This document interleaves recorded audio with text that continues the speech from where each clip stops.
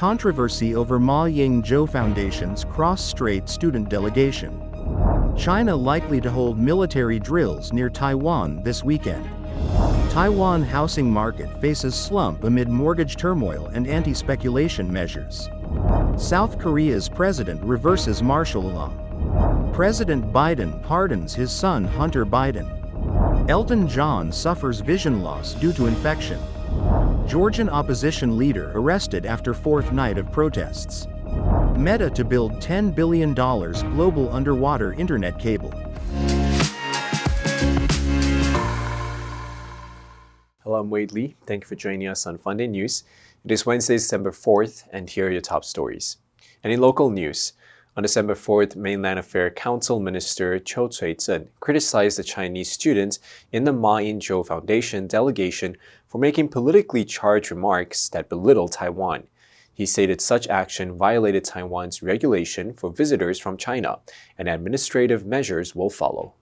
Taiwanese defense sources report China may conduct unusual drills near Taiwan this weekend, testing invasion capabilities in harsh conditions. Russia could be involved, coinciding with President Lai Ching-te's return from his overseas trip. The housing market saw weakened demand in 2024 due to mortgage chaos and the central bank's seventh wave of anti-speculation policies. Experts predict price drops and await impact from President Lai Ching-te's housing reforms. And in global news, the president of South Korea early Wednesday lifted the martial law he imposed on the country hours earlier, bending to political pressure after a tense night in which troops surrounded parliament and lawmakers voted to reject military rule. President Yoon Suk-yeol, who appeared likely to be impeached over his actions, imposed martial law late Tuesday out of frustration with the opposition, vowing to eliminate anti-state forces as he struggled against opponents who controlled parliament and that he accuses of sympathizing with communist North Korea. Police and military personnel were seen leaving the grounds of Parliament following the bipartisan vote to overrule the president, and the declaration was formally lifted around 4:30 a.m. during a cabinet meeting.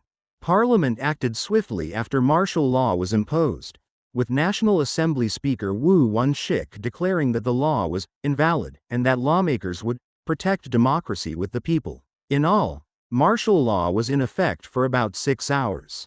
The president's surprising move harkened back to an era of authoritarian leaders that the country has not seen since the 1980s, and it was immediately denounced by the opposition and the leader of Yoon's own Conservative Party. When martial law is declared, special measures can be employed to restrict freedom of press, freedom of assembly and other rights, as well as the power of courts. Joe Biden pardoned his son Hunter Biden on Sunday night, reversing his previous repeated stance as president that he would not use his executive authority to pardon his son or commute his sentence. Biden said, "I believe in the justice system, but as I wrestle with this, I also believe raw politics has infected this process and led to a miscarriage of justice. Once I made this decision this weekend, there was no sense in delaying it further. I hope Americans will understand why a father and a president would come to this decision." Hunter Biden was scheduled to be sentenced on December 12 for his conviction on federal gun charges. He was also set to be sentenced on December 16 in a separate criminal case in which he pleaded guilty to federal tax evasion charges in September. The president issued a full and unconditional pardon for any offenses Hunter Biden has committed or may have committed or taken part in during the period from January 1, 2014, through December 1, 2024. A senior White House official, who was the first to report on the pardon decision, said the president decided over the weekend to grant his son a pardon and began informing his senior aides on Sunday. The president also spoke about his son's struggles with addiction, saying his political opponents were trying to break him by targeting Hunter Biden.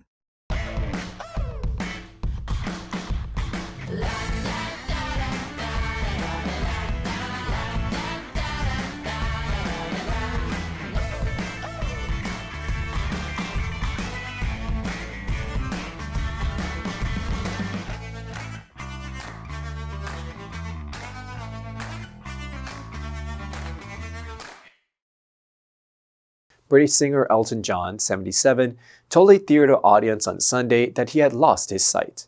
One of the biggest selling artists of all time, the tiny dancer and Rocket Man star, attended the launch of a show in London's West End, but said he had been unable to watch the performance. John said, "As some of you may know, I have had issues, and now I have lost my sight. I haven't been able to see the performance, but I have enjoyed it." John was on the red carpet on Sunday for the launch of The Devil Wears Prada, a musical based on the best-selling novel for which he has written the score. John said in recent months that an eye infection had left him unable to see out of his right eye and that his left was not the greatest, meaning he could no longer read or watch anything, putting his ability to record any new music in the future at risk. He said, "It's hard for me to see it, but I love to hear it, and it sounded good tonight." Speaking to those in the theater, he thanked his husband, David Furnish, for being his rock. John, who shot to fame in the early 1970s and whose piano led rock songs and ballads such as Candle in the Wind, have kept him in the spotlight since, played a farewell tour from 2018 to 2023 and has since focused on his family. Police in Georgia arrested a prominent opposition leader earlier Monday after using water cannons and tear gas to disperse anti-government protesters outside Parliament for the fourth straight night. The protests were triggered by the government's announcement last week that it was suspending talks on joining the European Union. Critics saw that as confirmation of a Russian influence shift away from pro-Western policies, something the ruling party denies. The Coalition for Change, the country's largest opposition party, said one of its leaders was arrested by police while leaving the demonstration. Footage showed Japaridze being placed in an unmarked vehicle by masked police. It was unclear whether he would be charged with any offense. The United States and the EU have voiced alarm at what they see as democratic backsliding in Georgia, a country at the intersection of Europe and Asia that was once part of the Soviet Union. Russia denies interfering in its neighbor, but former President Dmitry Medvedev warned that Georgia was moving rapidly along the Ukrainian path into the dark abyss, adding, "Usually, this sort of thing ends very badly." On Sunday night, protesters gathered again in Tbilisi on central Rustaveli Avenue. Some tossed fireworks at the police, who responded with volleys of water cannon and tear gas. TechCrunch reported that Meta is planning to build a fiber optic underwater cable that would traverse the globe. Sources close to the Meta said the company may spend over $10 billion on the nearly 25,000-mile project. Meta would reportedly own 100% of the cable's capacity. It's unclear what role, if any, AI plays in the project's motivations. TechCrunch stated the project is in its early stages and that the intended capacity and route have not been made public. Planning is reportedly being led by Meta's South African office. Underwater fiber optic cables are commonly used to transmit telecommunication signals across vast bodies of water. Meta is a part owner of various cables, including 2Africa, a submarine telecommunications cable that spans Africa's coastline. Google is the sole owner of 17 submarine cable holdings, while Amazon and Microsoft are part owners of a few. Entrepreneur Sunil Tagare first reported the plan, telling TechCrunch that the cable would initially cost $2 billion but could rise to over $10 billion within 5 to 10 years. Tagare speculated that India's capacity to build data centers more cost-effectively than the US might explain why the cable is likely to terminate in India.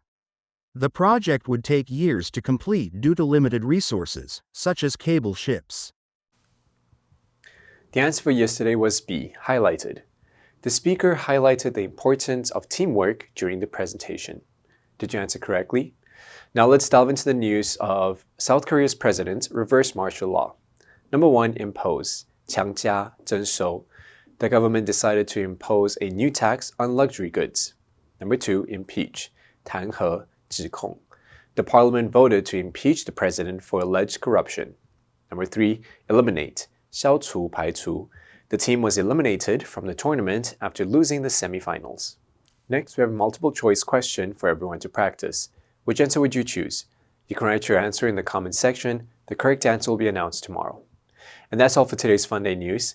Be sure to tune in to Funday news from Monday to Friday and click the link below to join Funday for free. I'm Wei Li, your host. I'll see you next time.